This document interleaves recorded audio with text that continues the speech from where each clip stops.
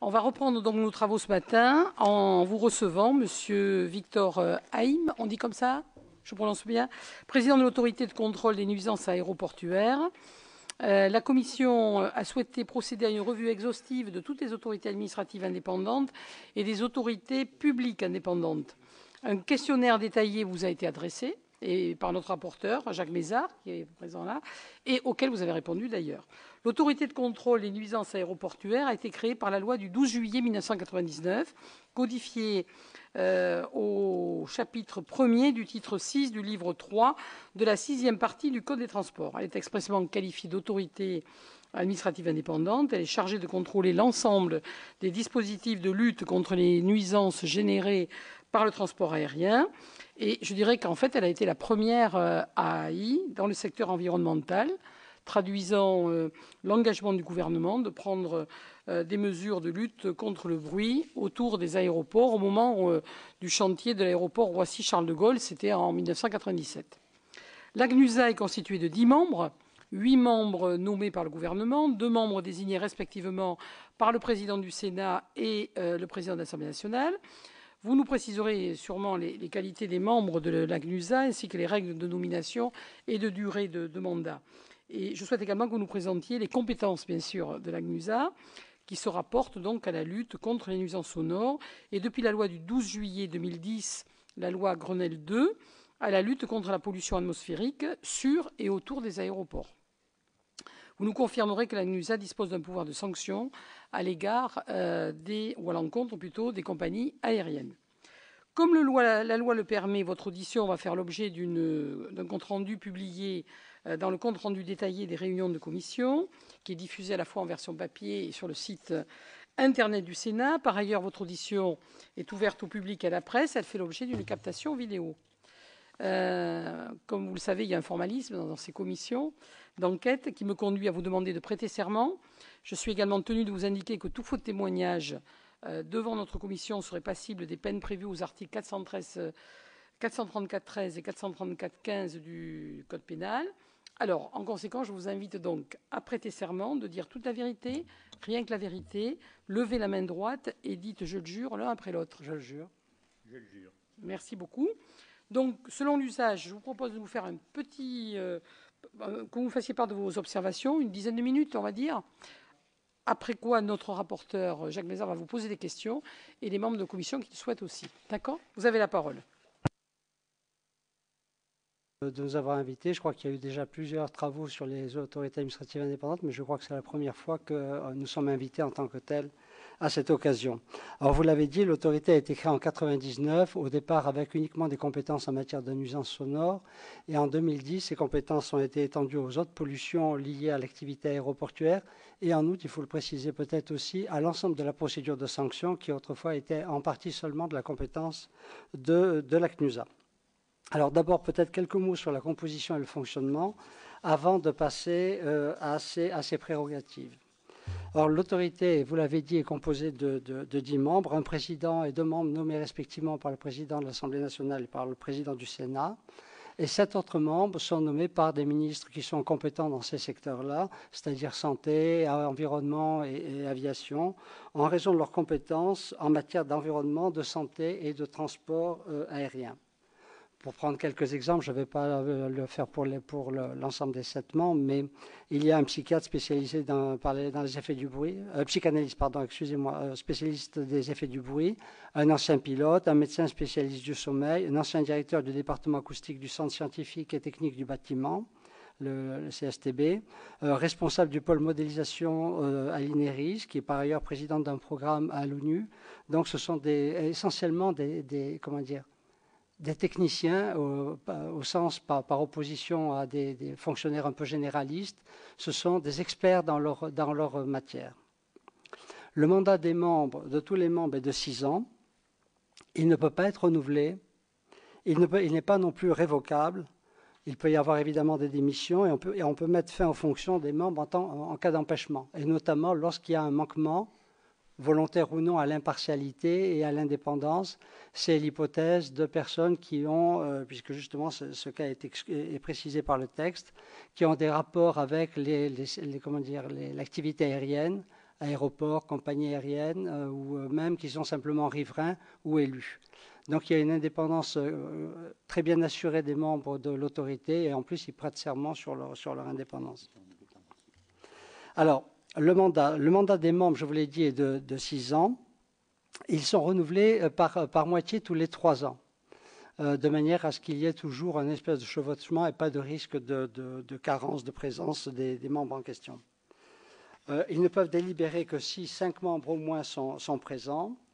Une particularité, je crois, de l'ACNUSA, c'est qu'outre les membres du collège de l'ACNUSA, qui sont les membres de l'autorité en tant que telle, lorsque l'ACNUSA exerce son pouvoir de sanction, elle bénéficie du concours de 7 membres associés, qui représentent, à raison de 2, les professions aéronautiques, 2, les associations de riverains, 1 représentant d'associations de protection de l'environnement, 1 représentant d'activités riveraines des aéroports impactés et 1 représentant du ministre chargé de l'aviation civile.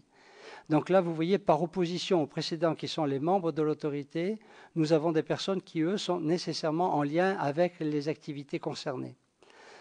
Ils participent aux questions, aux auditions des personnes pour lesquelles une sanction est envisagée. Ils posent des questions, ils font des propositions, mais ils ne délibèrent pas sur la sanction. C'est toujours l'autorité en tant que telle qui a cette charge seule. Et ils apportent évidemment leur éclairage, souvent très pertinent, sur les situations rencontrées. L'autorité est assistée d'un service. Il y a 11 agents placés sous l'autorité du président de l'ACNUSA. 3 d'entre eux, dont le secrétaire général, sont des fonctionnaires détachés, et tous les autres ont été recrutés directement par contrat par l'autorité. Tous sont évidemment tenus au secret professionnel à raison de leur fonction, c'est prévu expressément par le texte. Alors quels sont les pouvoirs de l'ACNUSA ? Souvent, on classe les autorités administratives indépendantes selon qu'il y a un pouvoir de sanction, régulation ou autre. On peut dire que l'ensemble des compétences qui relèvent des autorités administratives indépendantes sont exercées par l'ACNUSA. Je précise d'abord, pour que ce soit un peu plus clair par la suite, qu'il y a 2 catégories d'aéroports pour nous. Il y a les aéroports dits ACNUSés, ce sont ceux qui sont définis par la loi comme tels, en quelque sorte, à raison du trafic qu'ils connaissent. Plus de 20 000 mouvements d'avions de plus de 20 tonnes. Il y a 11 aéroports qui remplissent ces conditions en France actuellement, et il y en a un qui ne les remplit pas, mais à raison de sa situation particulière, il y a un texte spécial, c'est le Bourget, puisqu'il est en chevauchement avec Roissy et on ne peut pas l'isoler. Donc en fait, il y a 12 aéroports ACNUSés et les autres ne sont pas dans la même situation, et donc les pouvoirs de l'ACNUSA ne sont pas aussi étendus pour d'autres. Pour les 12 que je viens d'indiquer, donc les aéroports ACNUSés, l'autorité a un pouvoir décisionnel sur un certain nombre de choses, notamment sur les mesures à mettre en œuvre, sur l'installation des éléments de mesure et sur les indicateurs. Pour l'ensemble des aéroports, on émet un avis, on a un pouvoir consultatif. J'ai dit quelque chose qu'il ne fallait pas ? On a un avis consultatif, c'est-à-dire qu'on intervient comme autorité de contrôle a priori et on peut dire aussi, on le verra après, comme autorité de contrôle a posteriori. A priori parce que tous les projets de plan d'exposition au bruit ou de plan de gêne sonore doivent être soumis à l'autorité préalablement. De la même manière, tous les textes relatifs à des règlements sur des procédures, parce qu'on pourra avoir des amendes après, doivent être soumis aussi à l'autorité. Les plans de protection de l'atmosphère, les schémas régionaux de climat, de l'air et de l'énergie doivent aussi être soumis à l'ACNUSA à partir du moment où ils concernent des territoires sur lesquels il y a un aéroport ACNUSé ou un territoire qui peut être impacté par les nuisances venant d'un tel aéroport. Sur ces procédures d'avis, disons qu'en moyenne, chaque année, l'ACNUSA émet une quinzaine d'avis. Par exemple, au premier semestre de cette année, 2015, on en a mis 9. Dans le domaine des nuisances sonores, on a aussi un contrôle a posteriori, puisque je vous l'ai indiqué tout à l'heure. On a un pouvoir de décision sur les mesures, les installations de mesures, et donc on a évidemment le pouvoir d'aller vérifier si le travail qu'on a demandé de faire a bien été fait. Il y a ensuite le pouvoir de sanction. à l'encontre de toute personne exerçant une activité aérienne rémunérée ou non, des personnes au profit desquelles cette activité est rémunérée et des fretteurs.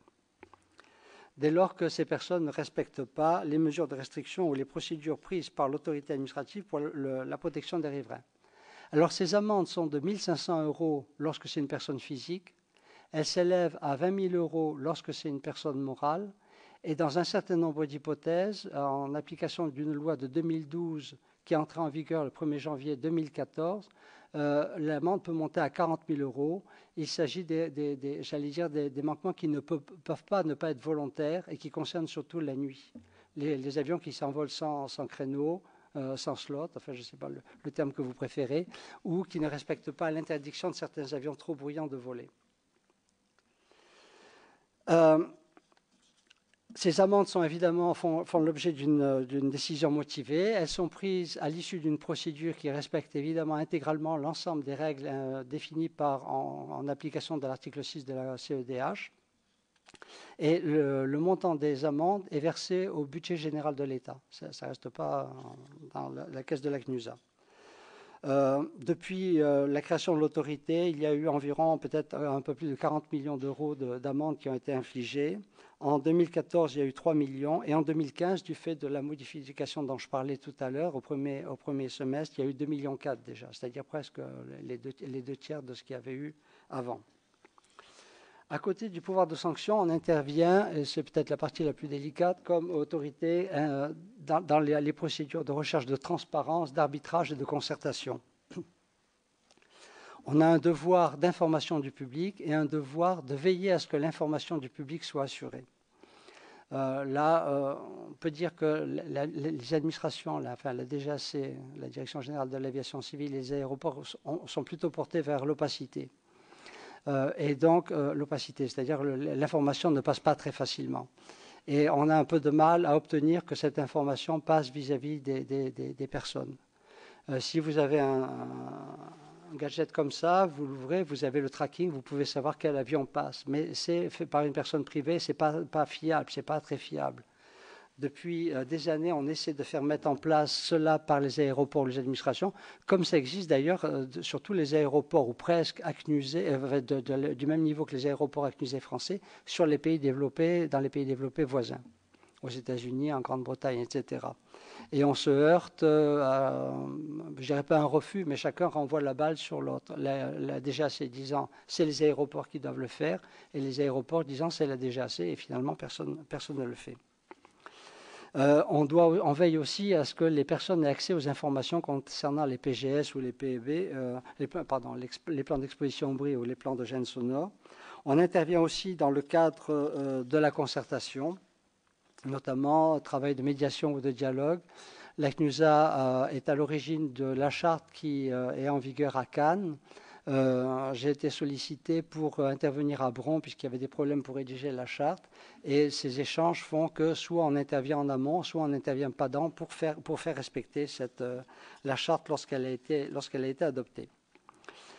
Dernière mission, si je puis dire, c'est les recommandations. C'est d'ailleurs la première qui est envisagée par le Code des transports au titre des missions de la CNUSA.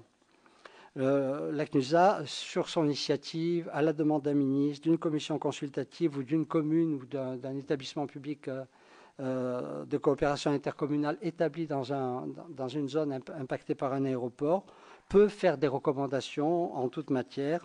Alors si vous essayez de faire la liste des matières, vous voyez qu'il n'y en a que 3 finalement. Et il y a l'origine de la nuisance, c'est-à-dire les avions. Il y a ensuite les procédures, que ce soit au sol ou en l'air. Et il y a enfin les conditions et modalités d'utilisation des sols. Il va de soi que pour l'origine de la nuisance, c'est-à-dire les avions, l'autorité n'intervient pas tellement parce que c'est fondamentalement des questions techniques. Et puis il y a déjà pas mal de pression au niveau international et au niveau national. Je dirais qu'on n'a pas trop notre place. On intervient beaucoup plus au niveau des procédures, notamment éviter de survoler des communes ou des régions un peu particulières. Là, on a un devoir constant et on intervient beaucoup. Il y a toujours la sécurité, mais la CNUSA a un rôle important en la matière. Et enfin, sur les conditions et modalités d'utilisation des territoires, on est dans une dans une situation où, vous le savez, les personnes, enfin la population augmente, les demandes de logement augmentent et le trafic aérien augmente aussi. On prévoit un doublement pour 2030, donc il y aura nécessairement de plus en plus de confrontations entre ces populations et ces aéroports. Dans mon souvenir, en 2003, je crois, la CNUSA considérait qu'il y avait environ 2 millions de personnes qui étaient survolées en région parisienne à une altitude inférieure à 2000 mètres, qui est quand même pas très haut. Hein. On peut considérer aujourd'hui qu'on est à 4 ou 5 millions pour l'enfance entière au même niveau de survol, ce qui veut dire qu'il y a beaucoup plus de gens qui sont impactés. Alors les moyens dont on dispose, eh bien, on a des moyens d'investigation, peut-être que je ne vais pas trop rester sur ces questions-là. On a les moyens d'investigation, donc je n'en parlerai peut-être pas trop. On a un rapport annuel, on essaie de sortir ce rapport le plus rapidement possible dans lequel on a à la fois l'état de nos travaux, de nos recherches, de nos investigations, nos recommandations. Je précise que l'administration doit répondre dans les 6 mois à nos recommandations et j'ai obtenu de Patrick Gandier, le directeur général de l'aviation civile, que ces réponses, ce qui n'était pas le cas avant, soient 1, écrites et 2, motivées, pour qu'on puisse éventuellement dire pourquoi on n'est pas d'accord avec la décision de ne pas suivre nos recommandations. Et après, bon, il y a aussi le problème du budget, mais ça je n'ose pas trop en parler parce que sinon je serais presque obligé de demander des sous. On a 1,1 million pour les frais de personnel et 440 000 euros pour les frais de fonctionnement. 440 000 euros, nous avons des études à faire. En 2012, on a fait des études sur le roulage, on a fait une étude sur le bâti, on a fait une étude sur les populations visant dans les plans d'exposition au bruit. On essaie de voir un peu la situation dans la mesure où la DGAC ne peut pas ou ne veut pas nous donner toutes les informations dont on aurait besoin. On est donc obligé de financer cela. Avec 440 000 euros, c'est un peu difficile. Voilà, je crois que j'ai fait à peu près le tour de ce qui me paraissait à peu près essentiel et évidemment, je suis prêt à répondre à vos questions. Non, c'était très complet. Je vous remercie beaucoup, Monsieur le Président. Je donne la parole à notre rapporteur, Jacques Mézard. Donc vous êtes considéré comme une autorité administrative indépendante. Alors, selon vous, quelle est la mission qui justifierait ce statut d'indépendance et de qui devez-vous être indépendant? De l'État, des compagnies aériennes? Alors, je crois que lors de son audition, le doyen Gélard, outre qu'il précisait que 80% des AI devaient être supprimés, il disait que seuls devaient être maintenus, je le cite, les AI auxquels l'État a confié une mission d'État de sanctionner, contrôler et vérifier. J'ai le sentiment qu'on cumule assez largement l'ensemble de ces missions et en toute indépendance, puisque comme je vous l'ai indiqué tout à l'heure, ce sont des techniciens qui n'ont plus rien, je vous ai indiqué leur pédigré, si je puis dire, ils n'ont rien à attendre. Moi-même, je suis magistrat, je suis à la retraite, il n'y a plus rien, on a une véritable indépendance et de tout le monde. Alors, il y a une indépendance que je ne revendique pas et même contre laquelle je protesterai si elle pouvait exister, c'est l'indépendance vis-à-vis du Parlement. Parce que je pars du principe que c'est la loi qui crée les AI et la loi, c'est le Parlement qui l'a fait. Et je suis moi-même allé à plusieurs reprises demander à ce qu'on ait un contrôle. Il y a eu récemment une commission d'enquête sénatoriale sur le coût de la pollution. J'ai demandé à être auditionné alors que ça n'était pas prévu. Et plusieurs de nos revendications, de nos recommandations sont passées là-dedans. Au cours des 12 derniers mois, j'ai été auditionné à ma demande ou volontairement, ou à la demande de la commission par exemple. J'ai été auditionné 5 fois, je crois, au Sénat et 8 fois à l'Assemblée nationale, soit par des parlementaires en tant que tels, soit devant les commissions d'enquête, les commissions responsables compétentes pour l'environnement. Donc, loin de revendiquer une indépendance, j'estime qu'on doit dépendre du législateur et que le législateur doit vérifier. C'est la raison pour laquelle j'envoie systématiquement le rapport annuel aux commissions compétentes en matière d'environnement des 2 assemblées et aux personnes qui sont concernées, soit parce que leur circonscription est voisine ou concernée par un aéroport, soit parce qu'elles se sont manifestées intéressées pour telle ou telle raison par les travaux que nous faisions. On n'envoie pas à tous les parlementaires avec notre budget, ça risquerait de devenir un peu difficile. Mais le rapport est toujours accessible sur le site de la CNUSA, évidemment.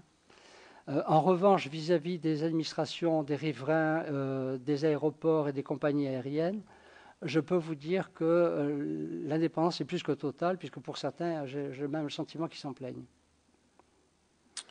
Oui. Ceci étant, vous êtes logé par le ministère de l'écologie. Le ministère de l'écologie. Alors, au niveau de l'indépendance, on peut se poser la question. Alors, plusieurs points. C'est une question, je suppose, ou ça s'appelle une remarque, une réponse.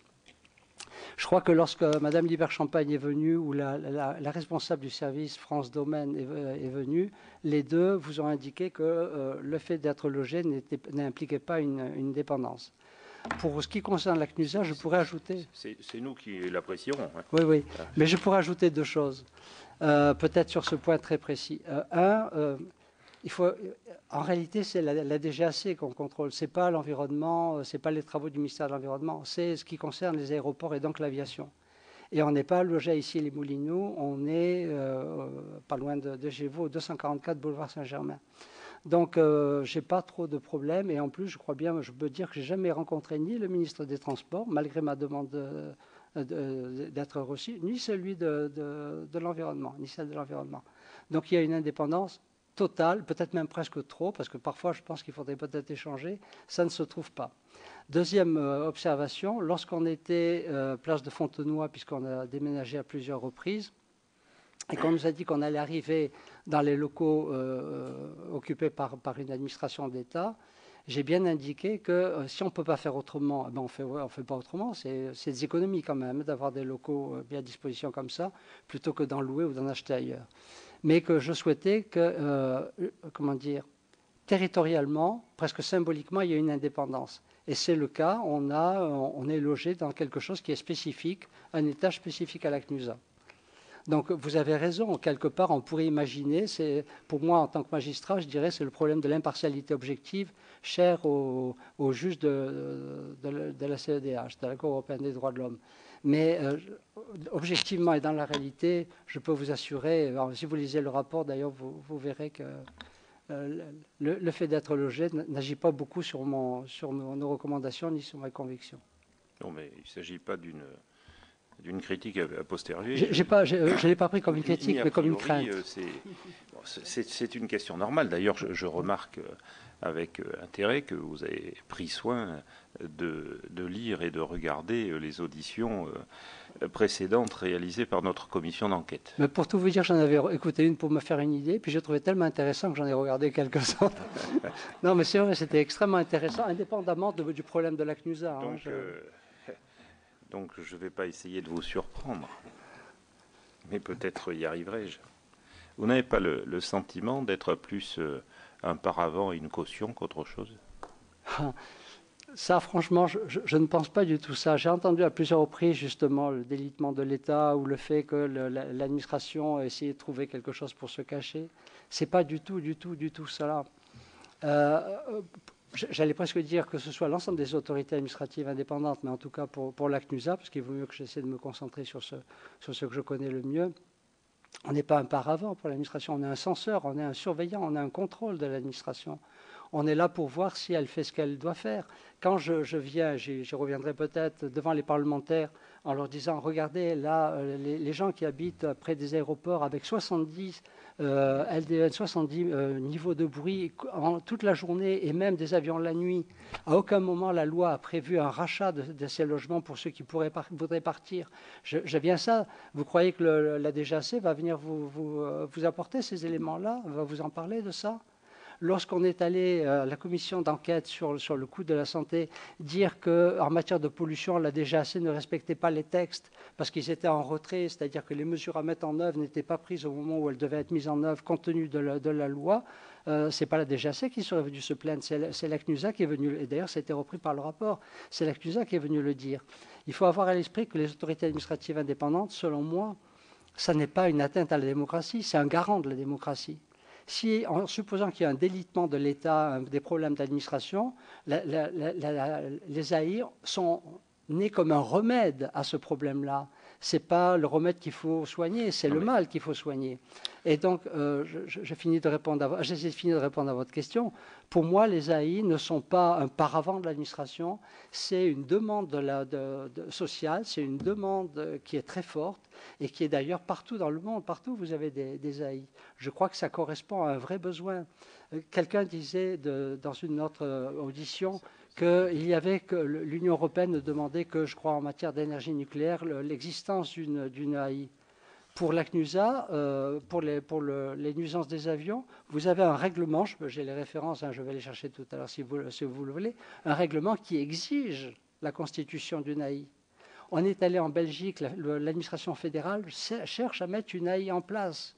Je ne pense pas qu'elle réussira compte tenu des problèmes que vous connaissez de binationalité, bilinguisme. Et on a été consulté, et le secrétaire général, avec la responsable du pôle sanctions, sont allés là-bas pour essayer de travailler à la préparation d'une loi. La Grande-Bretagne, le rapport de Vice, la commission des aéroports pour la troisième piste à Heathrow ou ailleurs, demande la création d'une AI et m'ont demandé de venir intervenir pour expliquer cela. Ça correspond à un besoin. Peut-être qu'il y a des problèmes d'administration. Personnellement, je trouve qu'elle a déjà fait une très bonne administration. De la même manière que lorsque j'étais magistrat fiscaliste, je trouvais que l'administration fiscale était une extraordinaire administration. Je ne mets pas en question, je ne pense pas qu'il y ait un délitement de l'État. Je pense qu'il y a un besoin du fait d'une complexification, du fait de problèmes de rouage, pourquoi pas. On n'est pas un paravent de l'État, on est un contrôle qui vient après rendre compte au Parlement pour lui dire voilà ce qu'on a vu qui n'allait pas, pour que le Parlement éventuellement intervienne et réagisse. Ça n'est pas, c'est pas quelque chose, enfin c'est pas... Vous êtes un excellent avocat du pouvoir des juges. Je vous remercie. Je ne sais pas si dans la bouche c'est un compliment, c'est une constatation. Pour moi, oui, parce que justement, vous savez qu'il y a eu, enfin vous le savez, il y a eu il n'y a pas très longtemps un colloque organisé par le Conseil d'État à la Maison de l'Avocat sur la médiation.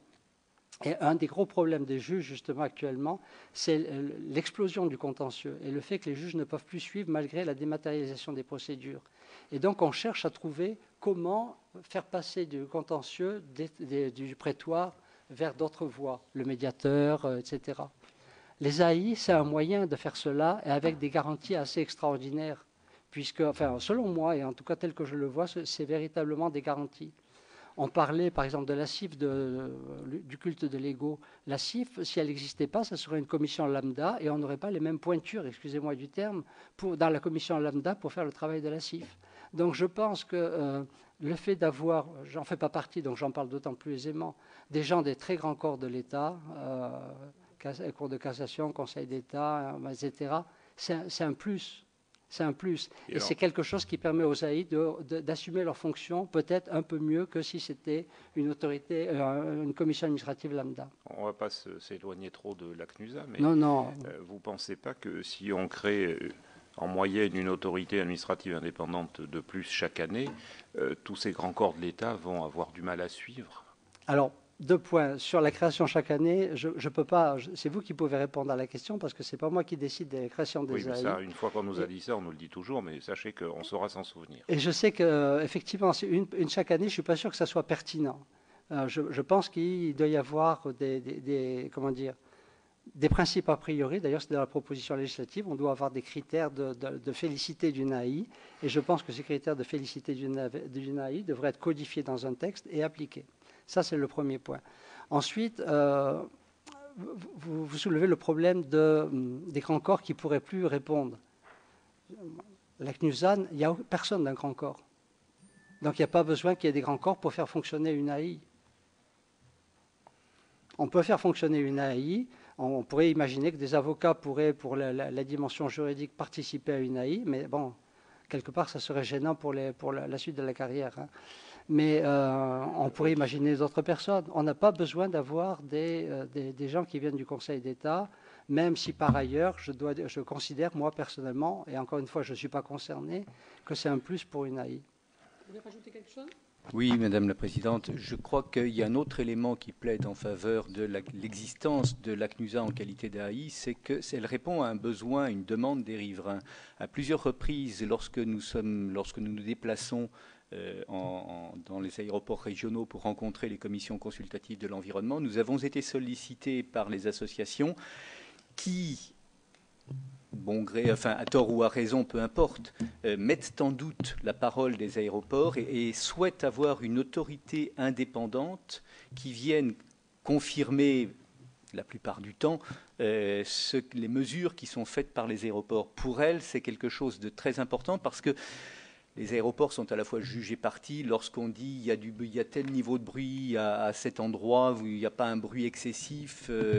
Vous avez fait des mesures qui sont pas corrélées au vol des avions ou qui sont faites avec des instruments non certifiés. Le fait que la CNUSA, qui ne dépend de personne, vienne et dise voilà, je certifie que le niveau de bruit à cet endroit est tel et qu'en conséquence, vous pouvez ou vous ne pouvez pas vous plaindre, c'est quelque chose de très important pour eux. Et je crois que l'existence de ce pouvoir complètement indépendant des autres autorités, que ce soit la DGAC, les aéroports ou qui que ce soit d'autres, les compagnies aériennes bien entendu, c'est quelque chose d'essentiel. C'est pour ça que je vous disais tout à l'heure que pour les aéroports avec musées où la pression sociale est très forte, on a des pouvoirs en matière de décision de mesures ou de plan d'installation. Ce que disait M. Gérard Hédet est très pertinent. Nous allons à plusieurs reprises à la demande soit des élus locaux ou nationaux d'ailleurs, soit des associations de riverains sur place pour voir les problèmes qui peuvent être résolus. On est allé à Nantes, vous savez quels sont les problèmes de Nantes, on est allé à Chambéry. On est allé à Toulouse, à Bordeaux, et on essaie de voir si on doit prendre des mesures, si on doit proposer quelque chose qui est demandé par les riverains. Et on va à Strasbourg bientôt le 29. Donc on répond à un besoin. Et ce besoin, comme je vous le disais, on n'est pas une deuxième administration. On est un élément de contrôle. Et je crois que c'est essentiel. Alors, on va ouvrir une petite parenthèse rapide. Vous êtes allé à Nantes. Je suppose que c'est pour Notre-Dame-des-Landes. Je suis obligé de répondre à cette question. Oui. Oui. Oui, vous êtes obligé. Et alors, qu'est-ce que vous avez fait et vous pouvez nous dire? Bon, alors, ça vous intéresse. J'aurais pas dû en parler d'ailleurs. Eh bien, déjà, votre réflexe est important. Oui. Vous n'auriez pas dû en parler. Oui. Vous êtes devant la représentation nationale. Oui, mais justement, parce que vous venez de nous dire que vous n'êtes pas indépendant vis-à-vis de la représentation nationale. Justement, je ne suis pas indépendant vis-à-vis de la représentation nationale et donc d'abord de ce qu'elle a fait, c'est-à-dire des lois. Or, la loi a précisé que la CNUSA était compétente pour les aéroports qui entraînent des nuisances. Et au moment des débats en 1999, la question s'était posée de savoir si la CNUSA devrait prendre position sur le futur troisième aéroport de Paris à 120 km. Et dans les débats, vous avez clairement indiqué que la CNUSA ne prend position que sur les aéroports qui existent, pas sur ceux qui sont projetés. Notre-Dame-des-Landes n'existe pas encore, et donc pour l'instant, il n'y a pas de nuisance. Si en revanche, vous m'interrogez sur Nantes Atlantique, sur la possibilité de pérenniser Nantes Atlantique, dans ce cas-là, je vous renvoie à notre rapport. Dans notre rapport, on a clairement indiqué qu'on considérait que l'analyse qui avait été faite à l'époque par la DGAC souffrait de plusieurs faiblesses et n'était pas à prendre au pied de la lettre. La contre-analyse qui avait été faite par les riverains n'était pas non plus très satisfaisante et on demandait à ce qu'il y ait une autre expertise neutre et indépendante pour voir si véritablement le départ de Nantes Atlantique se justifiait pleinement au regard des motifs allégués. Donc pour Notre-Dame-des-Landes, si je ne vous en parle pas, c'est parce que ce n'est pas de ma compétence. Je peux en parler tout à l'heure avec vous en tant que citoyen, mais en tant que président de la CNUSA, ce n'est pas de ma compétence. Et pour l'autre, je vous redis la réponse que j'avais donnée et que je maintiens encore aujourd'hui. Ceci dit, par parenthèse, le préfet de région à l'époque était tellement furieux que je ne prenne pas position pour le déménagement qu'il est allé se plaindre à la ministre. Voilà, ça prouve bien l'indépendance. Vous présidez une autorité indépendante dont vous nous indiquez qu'elle a peu de moyens, que vous n'avez pas le moyen pratiquement de financer des études solides, et quand même ça vous permet de porter un jugement définitif sur de grands projets, alors que vous avez moins de 400 000 euros par an pour faire ces études. Oui, là on n'a pas fait faire une étude. Et que vous n'avez qu'une douzaine de personnes, c'est-à-dire que vous avez de telles compétences que, à vous 12, sans moyens pour faire des études techniques importantes, que n'importe quelle collectivité pourrait financer, vous avez quand même le moyen de dire ce qu'il faut faire ou pas. Je pense que je me suis mal exprimé ou vous m'avez mal entendu. Je redis ce que j'ai cru avoir dit tout à l'heure. On a été saisi de 2 rapports. Un fait par la DGAC sur l'intérêt du déménagement et l'autre fait par les riverains. Je parle globalement, là, je me suis extrait de Nantes. Ah, excusez-moi, parce que lorsqu'on peut pas prendre, on ne prend pas position sur des grands projets. Le seul grand projet qui existe actuellement, c'est celui de Notre-Dame-des-Landes pour les déménagements, vous voulez dire, d'aéroport? Non, je parle de manière générale, puisque on a ouvert et refermé une parenthèse sur l'Ouest. Hein, je dis simplement que avec les faibles moyens dont vous-même vous plaignez, qui ne vous permettent pas de financer des études techniques solides, vous avez quand même les moyens de porter des jugements extrêmement précis. Je pourrais en porter encore plus si vous nous donnez plus de moyens. Mais déjà, avec les moyens dont nous disposons, il existe dans le texte, dans la loi, il existe un article qui précise que les autorités de l'administration, les administrations sont tenues de nous communiquer les documents dont on demande la production. Et donc, éventuellement, puisqu'ils ont les éléments d'information, de faire les études adéquates. Si bien que chaque année, là, par exemple, dans le rapport de l'an dernier, il y avait 5 demandes d'études qui étaient adressées à la DGAC. Nous demandons les éléments dont on a besoin pour travailler. Et c'est sur la base des éléments qu'on nous produit et qu'on regarde quand même d'un œil critique, comme je vous l'ai indiqué par exemple pour Notre-Dame-des-Landes, c'est sur la base des éléments qu'on nous produit qu'on peut éventuellement faire des recommandations. Lorsqu'on n'a pas les éléments, on demande les éléments, et lorsqu'on ne peut pas les obtenir, c'est dans notre rapport, on explique qu'on aurait souhaité travailler sur telle question, mais que compte tenu des carences en information, on ne peut pas le faire. Par ailleurs, je vous l'ai dit tout à l'heure, quand même, on a un ancien pilote, un ancien directeur d'aéroport, on a des médecins, on a un certain nombre de personnes qui sont très compétentes dans leur domaine. On a une équipe, même si elle est petite, de personnes aussi qui sont compétentes. Le responsable du pôle bruit, par exemple, est un expert près des tribunaux et un acousticien, un ingénieur acousticien. Donc on a quand même des gens qui savent un petit peu de quoi ils parlent. Et il est toujours expert auprès des tribunaux, Hans? Il a le droit, c'est un agent. C'est une question. Hein. Oui, oui. Simplement, il n'intervient pas quand il y a un problème avec un aéroport. Si vous avez un problème avec votre voisin sur les problèmes de nuisance, il peut faire une expertise le cas échéant. À ma connaissance, il n'en fait pas beaucoup. Il garde ça pour le prestige, mais être expert pour le prestige, mais il a le droit, il n'y a pas de problème pour moi.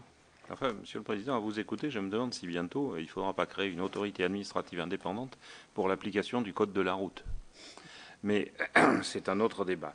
Alors, vous nous avez parlé des citoyens, des usagers. Et effectivement, c'est une préoccupation extrêmement importante, de la même manière d'ailleurs que les nuisances sonores le sont un peu partout en France, y compris sur l'utilisation des 2 roues en zone urbaine. Mais en décembre 2014, plusieurs associations de riverains ont contesté vos prises de position, ont même exigé votre démission, j'ai les documents sous les yeux, en mettant fin à leur collaboration avec vous. Est-ce que vous pouvez nous dire pourquoi? Est-ce que c'est préjudiciable au bon fonctionnement de la CNUSA? Qu'est-ce qui s'est passé? Alors, oui, c'est exact, vous venez de dire, c'est exact. Pour être clair, c'est essentiellement, oui, ce sont les associations de riverains des aéroports parisiens et de l'aéroport de Toulouse. Dont la présidente, l'association de Toulouse, est la présidente de l'UFCNA, de l'Union française de lutte contre les nuisances des avions, la fédération, si vous voulez, des associations de riverains. Avec j'allais dire presque ce carteron d'associations, effectivement, j'ai des problèmes de relations. Cela tient au fait que lorsque j'ai pris mes fonctions, les 2 premières les 2 premières rencontres que j'ai eues avec des associations de riverains, c'était des riverains de Roissy et d'Orly. Pour Orly, la première chose qu'on m'a demandé, c'est de faire fermer Orly. Et pour Roissy, c'est d'arrêter les avions la nuit. Et j'ai expliqué que lorsqu'on prend des positions aussi extrêmes, il est très difficile d'obtenir quelque chose en regard. Il va de soi qu'à partir du moment où vous demandez trop, en face, on se ferme comme une coquille et il vaut mieux essayer d'évoluer. Et cette position, qui a été réaffirmée d'ailleurs tout récemment, il y avait un colloque organisé par Ville et Aéroport il n'y a pas très longtemps à la Maison de la Chimie, c'est ça, hein, a été rappelée à nouveau par la présidente de l'UFCNA qui demandait la fermeture d'Orly. on est dans une situation où il y a des demandes excessives et la CNUSA, c'est une autorité administrative. Elle est peut-être indépendante, mais c'est une autorité administrative. Et donc, elle doit, lorsqu'elle fait des recommandations, avoir pour ligne d'horizon l'intérêt général. Et l'intérêt général ne passe pas par l'adoption de positions aussi extrêmes. On n'est plus, enfin en tout cas sous ma présidence, je crois que c'est le cas, on n'est pas dans l'hypothèse où la CNUSA intervient un peu comme un Zorro contre le vilain shérif qui serait la DGAC et qui ne lutte pas contre les bandits qui seraient les compagnies aériennes et les aéroports. C'est pas du tout ça. On est dans un monde dans lequel il y a des gens qui travaillent, qui essaient de faire leur boulot. Et la CNUSA est là pour essayer de voir comment faire valoir l'intérêt général ou en tout cas une certaine lecture de l'intérêt général. Donc effectivement, avec quelques-uns, je dis bien quelques-uns, les relations ne sont pas excellentes. Mais comme je vous l'ai indiqué tout à l'heure, je ne savais pas que vous poseriez cette question. On a été à la demande d'associations de riverains à Bordeaux, à Chambéry ou ailleurs. Et là, j'irai à Strasbourg bientôt à la demande d'associations de riverains. Ce sont les associations de riverains de Bron qui m'ont demandé d'intervenir pour la réalisation d'une charte. Dans l'ensemble, je crois, dans l'ensemble, j'ai d'assez bonnes relations parce que la plupart des riverains ont conscience que les aéroports, c'est une richesse pour leur région. Et ce qu'ils veulent, ce n'est pas la disparition, ce n'est pas même le freinage, mais c'est essayer de voir comment réduire les nuisances qui sont liées à l'activité aéroportuaire, ce à quoi moi je m'engage à travailler évidemment, c'est ma mission. Donc voilà pour, je pense que je ne sais pas si j'ai répondu à votre satisfaction à la question. C'est véritablement une question très très particulière et dans l'ensemble, je crois, avoir de bonnes relations. Vous avez recours à un prestataire extérieur pour une assistance juridique. Oui. Quel est ce prestataire? À quoi sert-il? Je pourrais essayer de faire les recours moi-même quand on a des recours, mais vous savez, quand on a des sanctions, parfois les sanctions sont contestées. Avant que j'arrive, il y avait un agent aussi qui avait été, qu'on avait licencié, je crois. Et donc, soit c'est le président de la CNUSA qui n'est pas forcément un juriste. Le premier président de la CNUSA avait été un élu à l'Assemblée nationale. Après, il était, je crois, élu local. La deuxième était une juriste. C'était une de mes collègues, magistrate, présidente comme moi, de tribunal administratif. Mais le prochain ne sera peut-être pas un magistrat. Donc il vaut mieux quand même avoir un prestataire extérieur qui peut éventuellement apporter sa caution sur certaines analyses. On a demandé par exemple d'analyser la procédure. Est-ce que les renotifications pouvaient être le fait de la CNUSA ou est-ce que ça devait être la DGAC pour prendre des exemples? Mais c'est quoi? C'est un cabinet extérieur? Oui, on a passé un marché comme on doit le faire, c'est un cabinet extérieur. C'est un cabinet d'avocats? Oui, bien sûr. Et vous avez beaucoup de recours?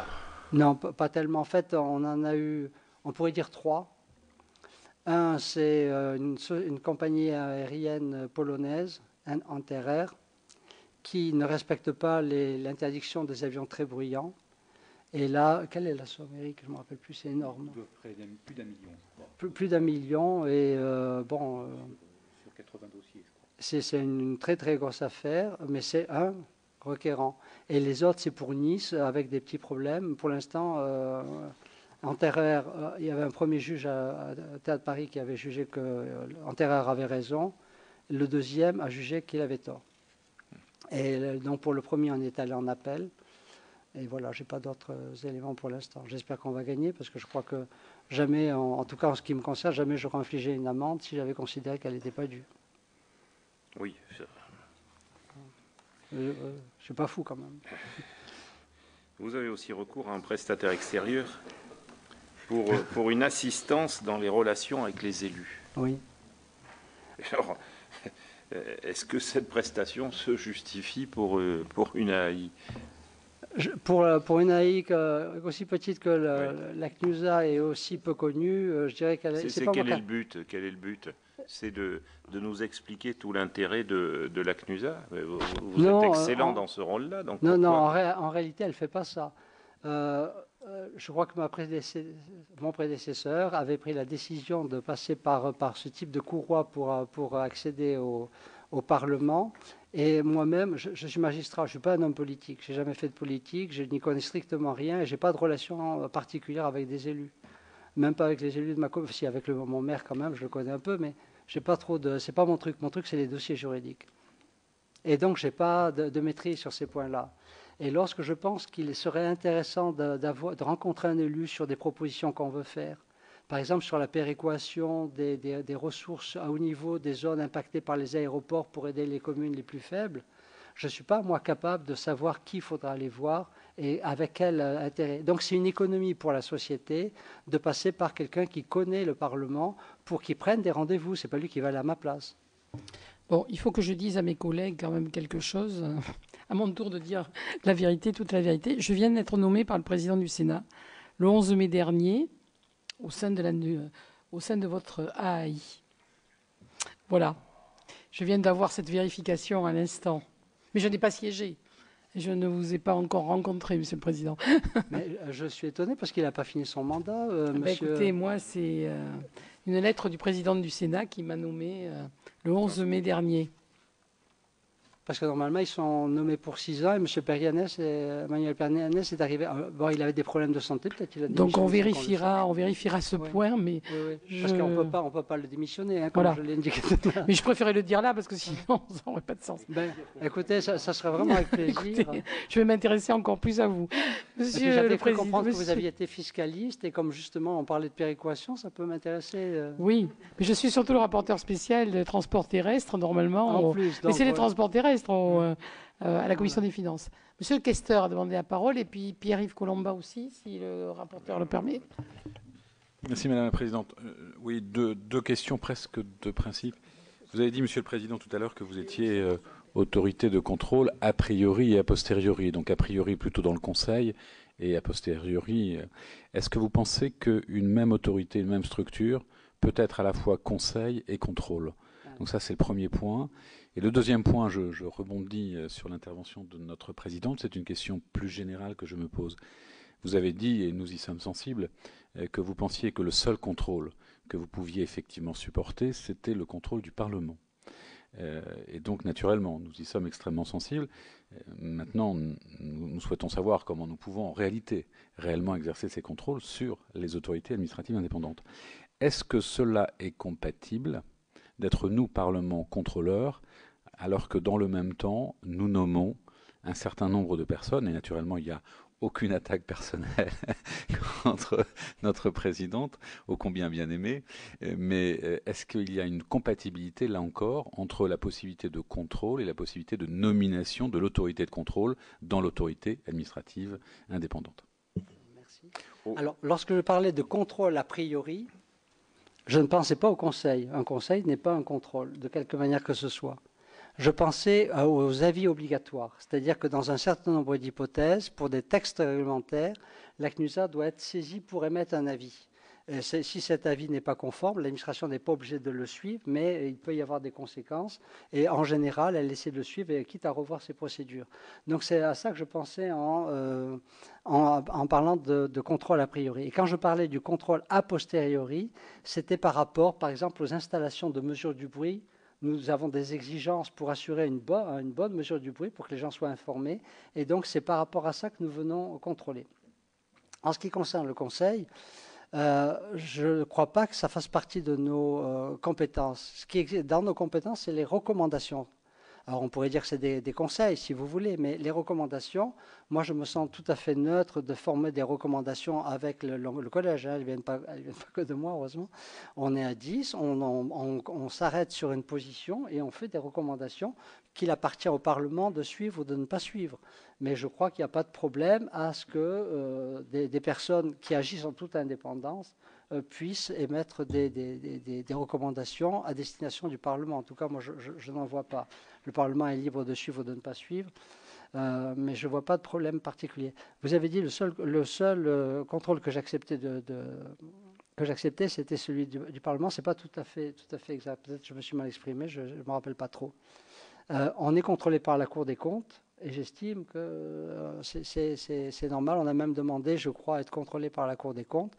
Je pense que c'est la moindre des choses que ce soit le cas. Je ne sais pas si ça a été fait, je ne crois pas. C'est avant que j'arrive. Mais... On n'a jamais été contrôlé, on est trop petit pour intéresser réellement la Cour. Ben, elle viendra peut-être pour 440 000 €, ça vaut le coup. Bon.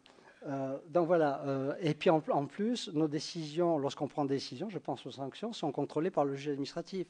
Donc on n'est pas sans contrôle. Dès lors qu'on a une décision, et je parle de décision, puisqu'il n'y a que ça qui peut être sanctionné éventuellement par un tribunal, il y a un contrôle, il y a le contrôle sur l'aspect financier par la Cour des comptes, et il y a le contrôle du Parlement que je demande, puisque moi-même je viens pour porter des éléments ou pour demander à être contrôlé. Je suis désolé, c'est la moindre des choses. Sénateur qui était à votre connaissance, les deux membres. Le député, c'est qui? Pardon, Madame la Présidente. C'est pas forcément un député, un sénateur. Non, on a deux personnes qui sont nommées, l'une par le président de l'Assemblée nationale, qui vient d'être nommée, c'est une inspectrice générale de l'administration, qui a remplacé une autre IGA d'ailleurs. Et par le Sénat? Et par le Sénat, c'est un psychanalyste qui a beaucoup travaillé sur les questions de bruit et de gêne sonore et qui a en même temps des qualifications d'urbaniste et qui a été nommé en 2012 pour 6 ans. C'est pour ça que nous avons été très étonnés. C'est très étonnant quand même. À moins qu'il ait démissionné sans que nous le sachions. On va regarder ça. Je ne sais pas, j'ai répondu à vos... Non, c'était un principe plus général, parce que vous avez notamment parlé du principe d'impartialité objective, et là aussi nous y sommes sensibles. Donc est-ce qu'effectivement, c'est un principe non pas pour vous en tant que tel, la CNUSA, mais pour l'ensemble des autorités administratives indépendantes, y a-t-il compatibilité entre nomination par le Parlement, par le président des assemblées d'un certain nombre de membres, les représentants dans une autorité administrative indépendante, et capacité à contrôler cette même autorité administrative indépendante? C'est une question plus générale, si vous voulez. D'accord. Moi, je peux répondre. Oui. Moi, je n'y vois pas d'inconvénient. Si on n'était pas filmé, je vous dirais que je ne suis pas très sensible à l'impartialité objective, qui est une impartialité d'image. On ne demande pas la réalité, on demande d'avoir l'apparence de l'impartialité. Et je suis en revanche beaucoup plus sensible à l'idée de l'impartialité réelle. Et donc pas avoir d'intérêt et pas je dirais que des gens du Parlement me semblent ne pas être, enfin j'espère en tout cas pas être très sensibles à simplement la notion d'apparence. Voilà pourquoi moi ça ne me choque pas que des gens soient proposés par le Parlement. J'ai été proposé par le Président de la République, j'ai été auditionné par les assemblées, enfin par le Conseil d'État en réalité, mais c'est le Président de la République qui m'a proposé aux deux assemblées. J'ai été auditionné et mais je ne connais pas le Président de la République. C'est pas le fait que le Président de la République m'a proposé que... Voilà. Si je peux ajouter une chose, c'est que les membres désignés par les deux présidents des deux chambres ne représentent chacun que 1 sur 10 des membres du collège. Et donc, finalement, comme toutes les décisions sont prises au niveau collégial, je dirais que le poids respectif de chacun n'est que d'un dixième et que, de notre point de vue, ça ne nuit pas du tout à la capacité du Parlement de contrôler l'ensemble des actes de l'autorité. Mais je me demande s'il n'y a pas une erreur, parce qu'il n'y a pas d'autres commissions là, au niveau aéroportuaire, en dehors de votre AI, parce que je ne pense pas, c'est pas possible que j'ai été nommé sur ça. On va vérifier, hein. Là il y a quelque chose qui est... Non, mais je me demande s'il n'y a pas d'autres commissions consultatives ou c'est possible, ça c'est possible. Aéroportuaires, voilà. Et ça aussi, ça sera intéressant quand même de regarder le lien avec ces autres commissions, hein, en tout cas au moins celle où j'ai été nommé. Pierre-Yves Colomba. Bien, Monsieur le Président, j'aurais deux questions, moi aussi. Une qui touche à votre commission et l'autre à votre autorité, et une autre plus générale. La première, c'est est-ce que vous estimez avoir des moyens de contrainte, enfin de répression suffisant? Il se dit, alors vous me direz si c'est une légende urbaine, qu'un certain nombre de compagnies ou d'aéroports préfèrent finalement payer éventuellement les amendes plutôt que de modifier leurs horaires, etc. Parce que de toute façon, quand ils font un calcul dépenses-intérêts, ils y gagnent. Bon. Alors vous me direz si c'est une légende urbaine ou pas, et si vous pensez avoir les outils suffisants pour exercer justement votre mission. La deuxième question plus générale, ce qui touche au point de l'indépendance, l'équité, enfin, etc., subjective, enfin, réelle ou subjective par rapport aux apparences. Moi, une chose m'a frappé dans toutes nos auditions, c'est que les gens qu'on reçoit en général considèrent que du fait que ce sont des juges, ils sont indépendants. Comme s'ils avaient reçu un Saint-Crème à un moment de... Voilà, ils sont indépendants. Ils sont arrivés là, ils n'ont pas fait une carrière particulière, ils n'aspirent à rien après, enfin, etc. Ils sont indépendants, parce qu'ils sont juges. J'aimerais avoir votre sentiment, votre sentiment là-dessus, parce que moi j'ai vu des personnes qui ont fait des carrières quand même suffisamment brillantes, hein, pour penser que quand même ils ont dû prendre quelques précautions. Donc voilà, est-ce que vous pensez que le seul fait d'être ou d'avoir été juge vous donne effectivement l'indépendance? C'est une question très générale. La question est simple, la réponse est compliquée, je crois. Alors d'abord sur la légende urbaine. Non, ça n'est pas une légende urbaine. C'est la réalité. Ils préfèrent dans certains cas payer que de ne pas décoller. Et c'est la raison pour laquelle, quand j'ai pris mes fonctions en 2012, j'avais demandé à ce qu'on porte l'amende pour les vols de nuit, notamment, et la méconnaissance des chapitres, du volume de bruit des avions, qu'on la porte de 20 000 à 80 000 euros. La DGAC a fait un peu un freinage et c'est passé à 40 000 euros. Mais même à 40 000 euros, pour certains, ça peut ne pas être rédhibitoire. Ça peut ne pas être dissuasif. Et en outre, on a un petit problème quand même à mettre cette amende à 40 000 euros parce que les pilotes ont l'autorisation de décoller. Quand ils partent de Roissy, ils ont l'autorisation. Ils n'ont pas le slot, ils n'ont pas le créneau, ils ne devraient pas avoir la possibilité, mais le contrôle ne leur dit pas, il les laisse partir. Et donc pour un pilote étranger, à partir du moment où on vous dit oui, tu peux décoller, ça veut dire qu'il a l'autorisation. Donc on se retrouve dans une situation qui est très insatisfaisante, où on a une interdiction, et ceux qui ont l'information, ou qui devraient avoir l'information, ne la font pas passer au pilote pour qu'il ne décolle pas. Donc on ne peut pas coller un maximum à partir du moment où le pilote dit oui, mais moi on m'a donné l'autorisation et je ne savais pas que je ne pouvais pas. Certains, ils savent, bon, ça peut-être même beaucoup, mais d'autres, c'est vraisemblablement impossible. Donc nous, ce qu'on souhaiterait actuellement, et on essaie de travailler à cela, c'est que la DGAC ou les aéroports soient obligés de dire à un pilote, lorsqu'il demande décoller, la Clarence, qu'ils soient obligés de lui dire que tu vas avoir la Clarence, mais tu n'as pas le créneau de nuit, donc tu ne devrais pas pouvoir décoller. Après, il assume. S'il veut payer 40 000 ou 80 000 euros, c'est son affaire. Mais au moins, il a l'information. Et je peux vous dire qu'il n'y en a pas beaucoup qui partiront avec 40 000 euros. Ce sont essentiellement les compagnies du Golfe qui, pour des raisons XY, ont les moyens de répondre à cela. Air France ne pourrait pas se permettre de partir avec 40 000 euros. Ça correspond aux bénéfices réalisés sur je ne sais plus combien de vols, hein, quand même. Donc il faut avoir ça à l'esprit. Donc ça n'est pas une légende urbaine. Pour certains, c'est le cas. Ça ne gêne absolument pas. Ils ne viennent même pas défendre devant la CNUSA. Ils vont payer et puis voilà. Bon. Sur le deuxième point, sur le fait d'être juge, moi je le vis comme ça, mais je crois qu'il y a des avocats, peut-être qu'ils pourront en parler aussi, peut-être mieux que moi. Le fait d'être juge, quelque part, c'est un peu ce que disait Montaigne, vous savez, la coutume, c'est une sacrée maîtresse d'école, et après on y est dedans. J'ai été indépendant pendant toute une grande partie de ma carrière. J'ai un peu de mal, en venant de l'UNAI, de considérer que je ne vais plus être indépendant. Si je n'étais pas indépendant, je serais resté juge. Parce que j'adore mon métier, parce que je trouve que c'est extraordinaire. Jamais j'aurais accepté de devenir un lampiste avec quelqu'un qui va me dire ce que je dois faire. Je serais resté président de ma chambre. Je ne parlais pas pour vous, hein, je parlais en général. C'est pour ça que je vous dis... Les juges, à mon humble avis, sont de différentes natures. Monsieur le sénateur, vous avez raison, mais moi j'essaie de voir déjà à partir de moi, parce que je pense que ce que je dis des juges doit correspondre à beaucoup. Étant précisé, je le rappelle que les conseillers d'État ne sont pas des juges. Ils n'ont pas le statut de magistrat. Ils jugent, mais ils sont des conseillers de l'État. Ils n'ont pas le statut de magistrat. Moi, je l'ai, eux ne l'ont pas.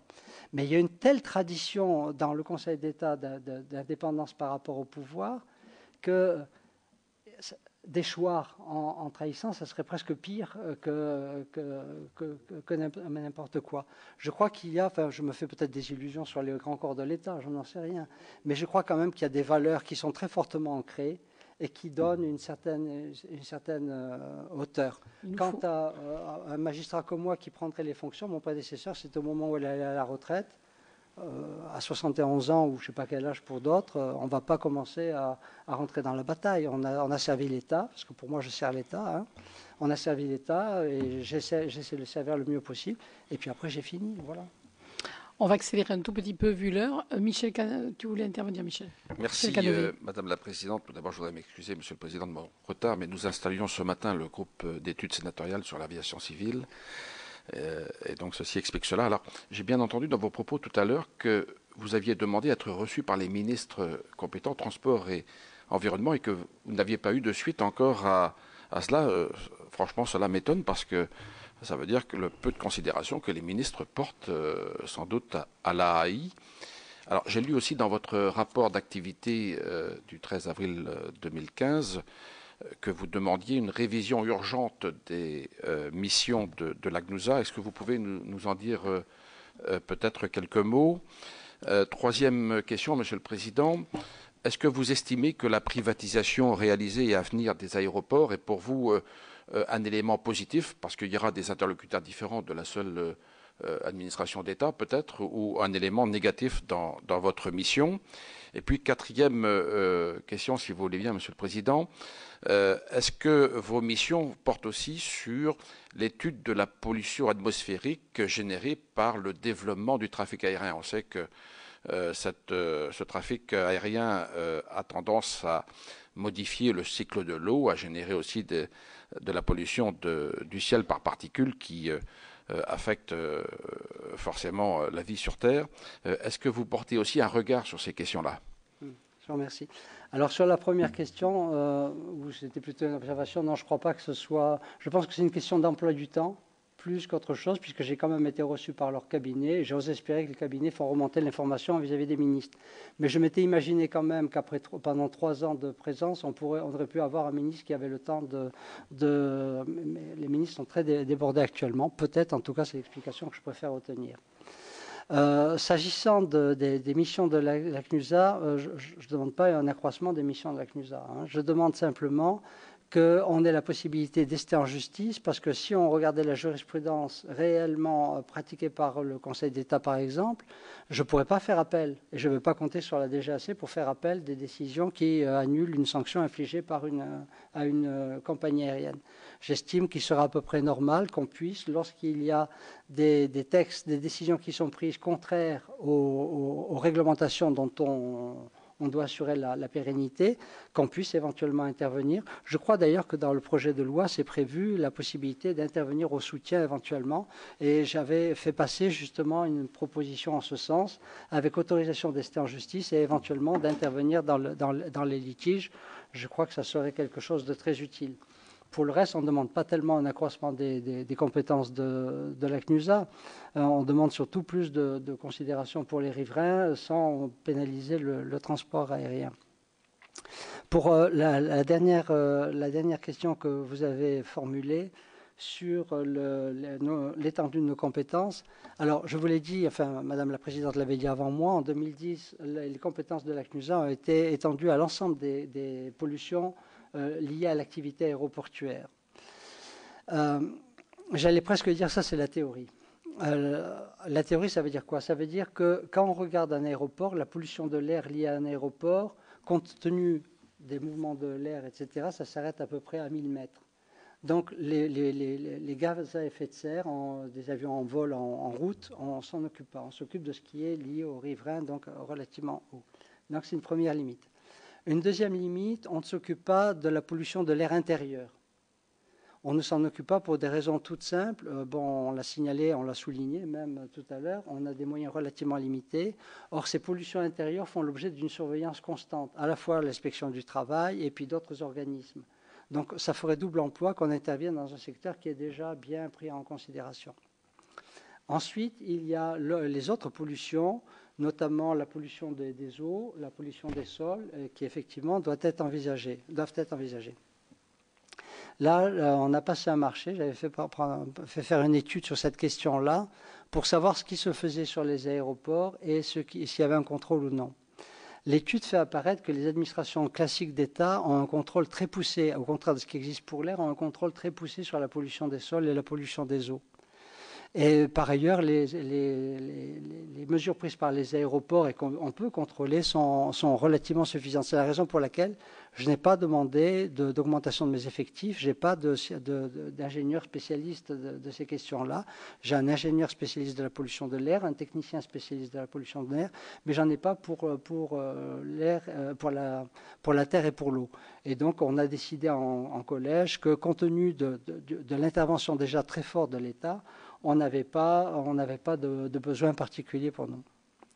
Alors maintenant, s'agissant de la privatisation des aéroports, vous me posez une colle. Parce que je dirais a priori, comme ça, que s'il y a privatisation, ce n'est pas des aéroports, mais c'est du capital des aéroports, en réalité, ça va modifier la gouvernance. Parce que quand on privatise, celui qui achète, c'est pour réaliser des bénéfices, ce n'est pas dans l'intérêt général.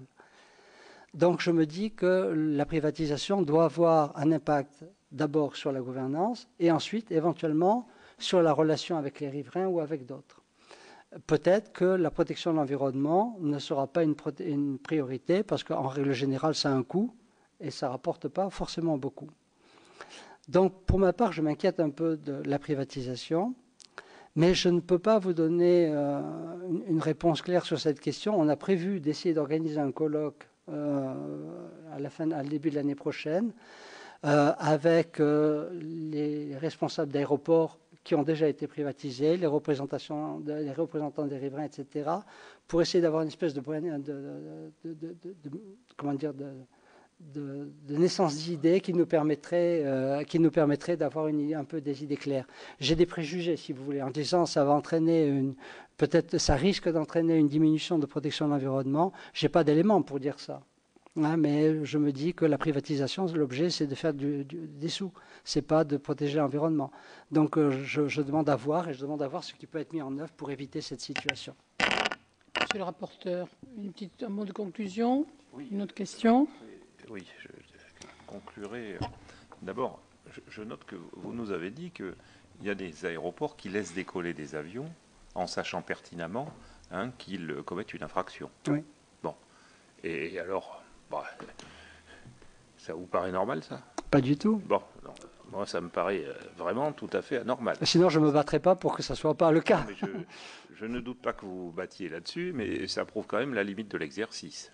Parce que c'est quand même assez original qu'un aéroport, surtout quand c'est un établissement plus, pour certains encore sous contrôle public, laisse décoller des avions, sachant qu'ils commettent une infraction et qu'une autorité administrative indépendante dans la foulée mette des sanctions en nous disant mais on ne peut pas la mettre au maximum parce que le pilote il ne savait peut-être pas. On est quand même, vous me permettrez de vous le dire, dans un système qui confine à l'absurde. Bon. Pardon, vous me permettrez de corriger sur un petit point. Ce n'est pas l'aéroport qui laisse décoller, c'est la DGAC, ce sont les contrôleurs, c'est l'administration. Et quand je demande à l'administration de mettre en place des moyens d'information du contrôleur pour qu'il prévienne, on me dit que ça n'est pas possible. C'est-à-dire qu'en fait, on m'oppose des arguments techniques qui sont très difficiles à parer. Mais je compte bien réussir.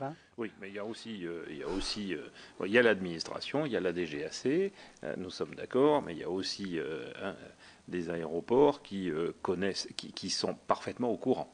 Donc, c'est-à-dire que tout le monde, que ce soit l'aéroport, la DGAC, tout le monde est d'accord pour laisser décoller. Bon, enfin, en tout cas, connaît la situation. Donc, c'est quand même assez original. Bon, ce qui me permet de démontrer quand même la limite de l'exercice. Simplement, un dernier point. C'est pas provocateur, mais vous nous avez répondu puisque nous sommes, vous savez, en pleine transparence. Nous sommes à une époque où on adore la transparence. Enfin, en général, on l'aime pour les autres et pas pour soi. Vous nous avez répondu sur les rémunérations des membres du collège, qu'en ce qui vous concerne, c'était fixé par l'arrêté du 3 juillet 2000, la norme, je ne sais pas quoi, modifiée par l'arrêté du 12 novembre 2004 et l'arrêté du 6 juillet 2011, fixant la rémunération des fonctions de président et l'indemnisation des fonctions de membres de la CNUSA.